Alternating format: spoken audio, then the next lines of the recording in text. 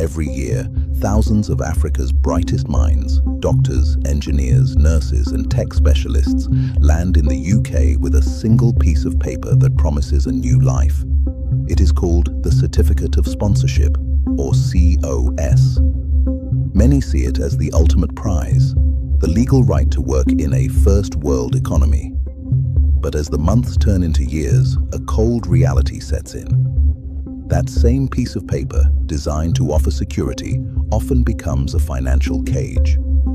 Behind the titles, the salaries, and the visas lies a system that quietly siphons wealth, stifles potential, and chains progress. In the United Kingdom, the median total wealth for a Black African household is estimated at just £34,000, a staggering difference when compared to the £314,000 held by white British households. While history is largely responsible for this disparity, the structure of the visa system itself is a contemporary culprit. The sponsorship model ties a migrant's right to remain to a single employer and does more than just regulate borders. It creates a lock-in effect that suppresses wages, kills entrepreneurship, and siphons off liquid capital through extortionate fees. Today, we investigate how the CoS is not just a work permit, but a primary driver of poverty for the African diaspora. This is the story of how the Certificate of Sponsorship, a document meant to provide access, might be the very thing that's keeping you poor.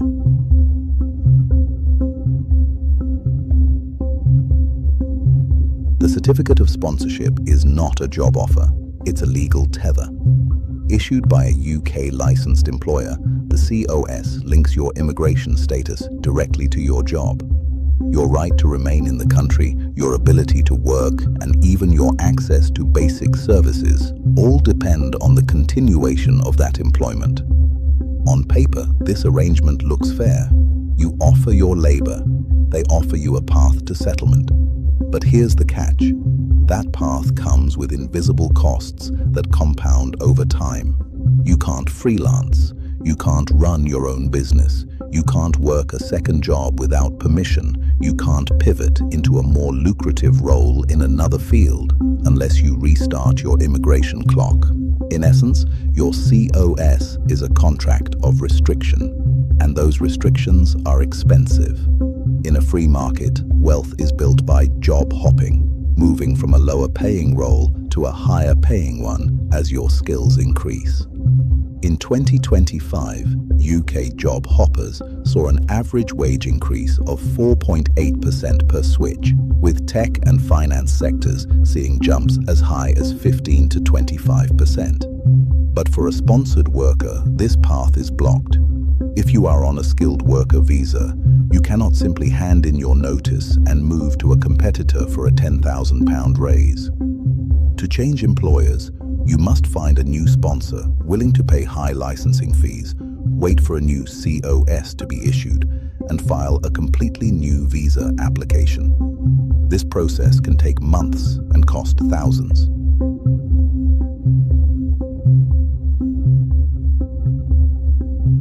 Let's talk about time. For the average African in the diaspora, a side hustle is the primary way to build the seed capital needed for a business or a house deposit. A CoS results in a period of 5 years during which your flexibility is limited. This can result in missed opportunities for raises, promotions, or career changes over a period of 5 years. If you're in the healthcare sector, it means you can't pivot into tech, one of the highest paying, most remote-friendly industries. If you're in logistics or retail, you can't transition into consulting, coding, or project management. If you are a care worker, typically RQF 3 to 5, and you want to drive for Uber or work in a retail shop to save for your kids' university, you can't, unless that shop somehow sponsors you. By restricting supplementary work to high-skill tiers, the system ensures that those in the lowest paid sponsored roles have zero legal avenues to increase their income beyond their primary salary. In a fast-changing global economy, 5 years is an eternity. It's the difference between building a business and waiting for permission. It can mean the difference between compounding returns and stagnation.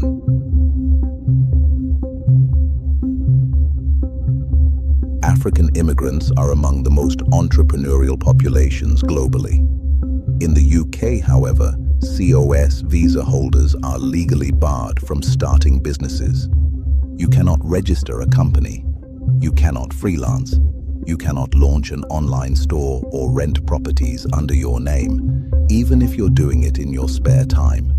This restriction applies even if it does not conflict with your primary employment. While you are legally allowed to own a company or be a passive director, you are strictly prohibited from active management or self-employment. The ban isn't just a restriction, it's a missed lifetime opportunity. Consider this. If you started a side business generating £500 a month and reinvested that into stocks or a pension, you could build over £35,000 in 5 years. If you launched a consulting brand or digital service while working your 9 to 5, you could transition into full independence in 2 to 3 years. But under the CoS, you can't legally start, not without risking everything. If the Home Office finds that you are actually running your side business, answering client emails, managing staff, or performing the services of the business, you are in breach of your visa conditions. The consequences are catastrophic: visa cancellation, a ban on re-entry, and the total loss of the 5-year progress you've made toward residency. This forces talented African founders to either stay small and informal or wait 5 years to launch, by which time the market opportunity has often passed. The CoS visa puts tremendous power in the hands of employers. Because they sponsor your right to stay, they can, and often do, underpay, overwork, or delay promotions. Employers know this. This dependency creates a massive power imbalance. Afraid of losing your visa, you comply. You delay complaints. You avoid switching jobs. You keep your head down and your wealth potential low. Frontline data from the Work Rights Center reveals that this system leaves workers vulnerable to underpayment and exploitation because the fear of losing one's visa and the subsequent 60-day deadline to find a new sponsor or face deportation silences even the most ambitious professionals. When you cannot leave, you lose your leverage to negotiate for raises, bonuses, or better conditions. This imbalance doesn't just harm your finances, it damages your confidence. It traps you in survival mode, not growth mode.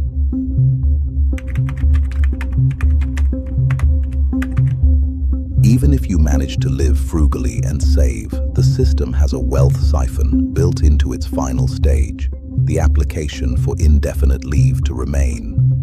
The upfront and ongoing costs of CoS-linked migration are massive. For a family of 4, the 5-year cost easily exceeds £25,000. That's a down payment on a property. That's a seed fund for a business. That's equity gone before wealth can even begin. If that money were invested in an index fund or property market in Nigeria, Ghana, or Kenya, the long-term value would be multiples higher. Instead, it is consumed by the system, leaving African families in a continuous cycle of working to pay back migration debt. This settlement tax represents a massive percentage of the median Black African household's net worth. For many, this money isn't sitting in a savings account, it is borrowed. African immigrants are twice as likely to be in net debt as white British households, with 44% of Black African households carrying financial debts that exceed their assets. By the time an immigrant reaches the 5-year mark, they have often spent their entire life savings just to earn the right to stay. This resets their wealth-building clock to 0 exactly at the moment when their native-born peers are using their peak earning years to buy property or invest in the stock market.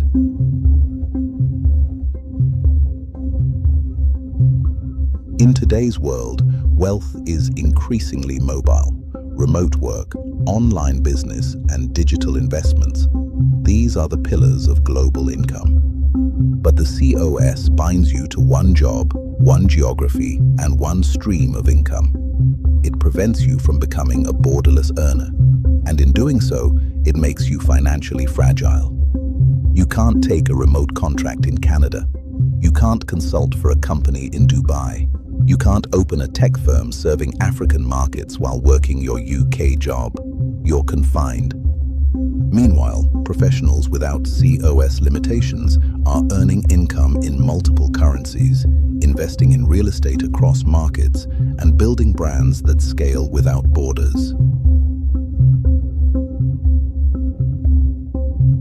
We often say, we migrated for our children. But what do they see? They see parents who are burnt out, overworked, and underpaid. They see households where every penny goes to visa renewals, not university savings. They see risk aversion replacing ambition. Worse, because parents under CoS restrictions often rent rather than own, their children inherit no real estate, no family business, and no financial model for independence.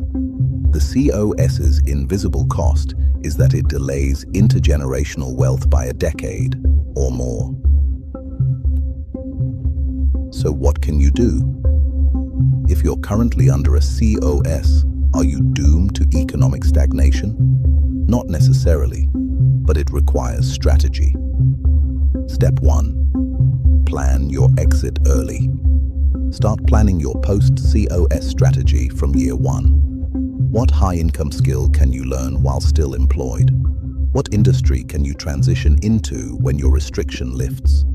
If you are a student or a new arrival, your major and your skill stack are your only leverage. STEM-designated majors in the US offer a 24-month extension, giving you a 3-year runway to establish residency without immediate sponsorship pressure. In the UK, mastering portable skills like software development or cybersecurity allows you to be a global contributor, making it easier to find a new sponsor if your current one fails. Step 2. Build a spouse strategy. If your spouse is on a dependent visa, they can legally start a business. Use that window.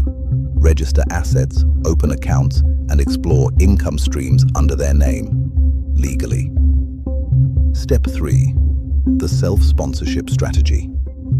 For those with business acumen, the most powerful way to break the CoS trap is to become your own sponsor. By establishing a UK company and obtaining a sponsor license for it, you can sponsor yourself for a senior role like operations director.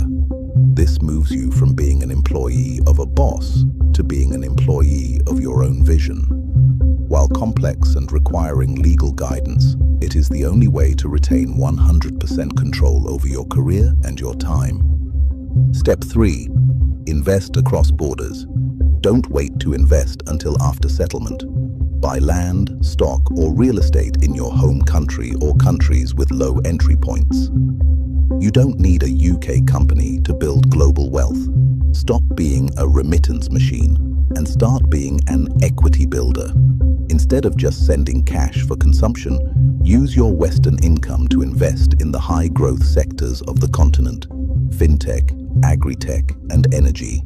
Platforms like NIDECOM in Nigeria and the Diaspora Affairs Office in Ghana offer structured pathways for the 32nd region to own assets back home that are immune to Western immigration policy shifts. Step 4. Separate ownership from control. Set up a foreign LLC or business structure and place investments under its name. It legally separates your income from your assets and allows you to build quietly. Step 5. Focus on portable assets. Skills like digital marketing, software development, copywriting, and financial analysis allow you to pivot across borders once your CoS restriction ends. Learn now, earn later. Step 6. Use community and networks. The most valuable asset you have is community. Join African wealth building groups, Learn from those who've exited the CoS trap. Share tools, platforms, and insights. The certificate of sponsorship was never meant to make you rich. It was meant to fill a labor gap. To close the wealth gap within a single generation, you must stop acting like a tenant of your host country and start acting like the architect of a global legacy. The CoS is a gate, not a prison, but if you don't understand its limitations, it can become a lifelong poverty contract. The goal is not to reject employment, it is to use employment as a stepping stone. To view your 5 years not as a waiting room, but as a preparation ground. The most successful African immigrants treat the CoS period as training, learning how the UK system works, building credit, saving aggressively, strategizing a transition. Because once the CoS expires and you gain indefinite leave to remain, the restrictions lift. You can start a company, you can own property, you can build multiple streams of income. However, this is only possible if you have adequately prepared. Yes, the fees are high. Yes, the rules are rigid. But the African diaspora holds $1.4 trillion in annual purchasing power. When we stop tying our worth to a single employer and start building our own fortress economies through self-sponsorship, asset decoupling, and continental reinvestment, the CoS trap loses its power. You are not your visa. You are a builder of bridges, a creator of value, and the engine of a global future. It's time to break the cuffs.